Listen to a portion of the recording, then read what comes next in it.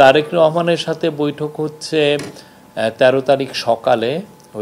ওইটা মিটিংটার কোনো ফরম্যাট নাই, বাট আমরা যেহেতু তারেক রহমান হচ্ছে বাংলাদেশের এখন বিগেস্ট পলিটিক্যাল পার্টির উনি লিডার, আর প্রফেসর ইউনূস তো আপনি জানেন যে উনি ইন্টারিম গভর্নমেন্টের প্রধান, তো ওনাদের মতো করে বসবেন, আলাপ হবে। এটা এখানে যে কোনো বাংলাদেশের এখনকার যে সিচুয়েশন, পলিটিক্যাল পরিস্থিতি, তারপরে আপনারা জানেন যে আমরা একটা ইলেকশনের ডেটটা ঘোষণা করেছি, সেই বিষয়ে, তারপরে ইলেকশনের এই জুলাই চার্টারটা হওয়া, রিফর্ম বিষয়, এগুলো যে কোনো ইস্যুই আলাপ হতে পারে, কোনো ইস্যুই।